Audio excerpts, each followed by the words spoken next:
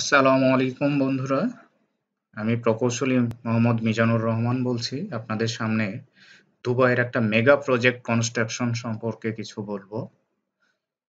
এটি 60 mega gallon এর একটা প্রজেক্ট, ওয়াটার রিজার্ভার, যেটা দুবাইয়ে কনস্ট্রাকশন করা হয়েছিল। এখানে দেখেন, এখানে ওয়াটার স্টপার কিভাবে দিতে হয় সেটা বলা হয়েছে, এখানে দেখানো হয়েছে।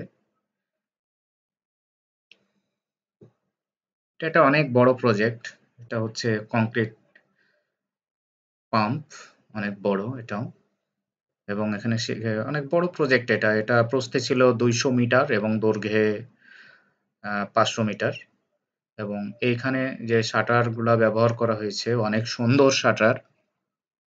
সচরাচর এগুলা আমাদের দেশে দেখা যায় না, খুব কম দেখা যায় আর কি। এখানে দেখেন, কারণ এইখানে আমরা এট এ টাইম একবারে প্রায় 25 ফিট পর্যন্ত হাইটে ঢালাই করেছিলাম। এটা কাজটি করা হয়েছিল প্রায় 2008-9 সালের দিকে।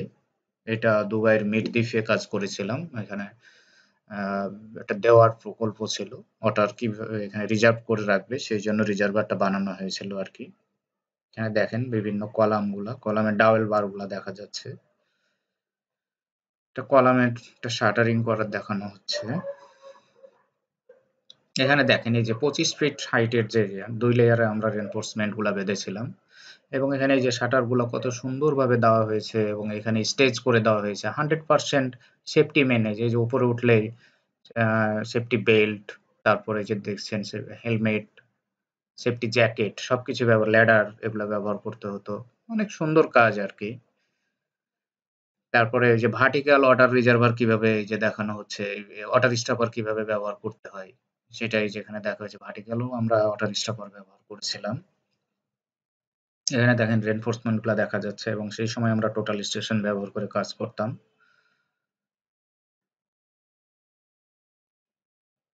2008-9 সালের এটা শাটার শিফটিং এর একটা টাওয়ার ক্রেন দিয়ে কিভাবে শাটার শিফটিং করছে সেগুলো ভিডিওটা দেখানো হচ্ছে এখানে, সেই ছবিটি।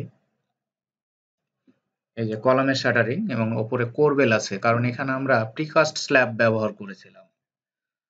আমরা কলাম এবং ওয়াল গুলা এখানে তৈরি করেছিলাম। দেখেন, এটা ফেয়ার ফেস কলাম, কত সুন্দর ফেয়ার ফেস এসেছে এবং এই কলামগুলা কিন্তু একবারে ঢালাই করা হয়েছে। এটা আপনারা হয়তো অবাক হবেন, এটা 25 ফিট হাইট, কিন্তু এটা আমরা একবারেই ঢালাই করেছিলাম এবং খুব সুন্দর ফেয়ার ফেস আসছিল।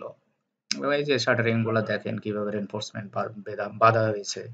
এখানে দেখেন কিভাবে ক্লিপিং করে এগুলো আটকানো হয়েছে।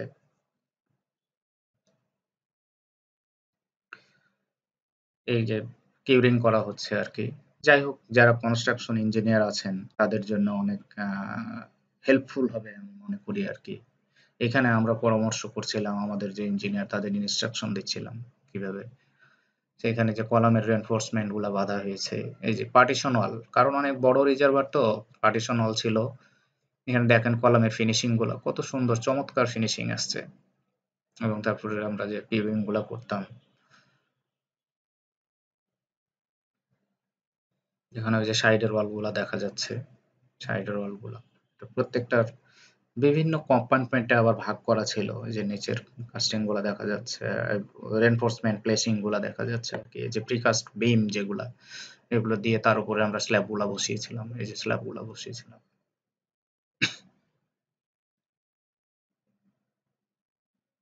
এই যে ভার্টিক্যাল ওয়াটার স্টপার, কিভাবে আমরা ভার্টিক্যালি ওয়াটার স্টপার গুলা ব্যবহার করছিলাম। এই যে প্রিকাস্ট স্ল্যাব কিভাবে বসাচ্ছিলাম, এই যে প্রপস দিয়ে দেখেন এখানে কিছু অংশ বসানো হয়েছে। এই যে কোরবেলের উপরে কিভাবে বসানো হয়েছে এইখানে এটা দেখা যাচ্ছে।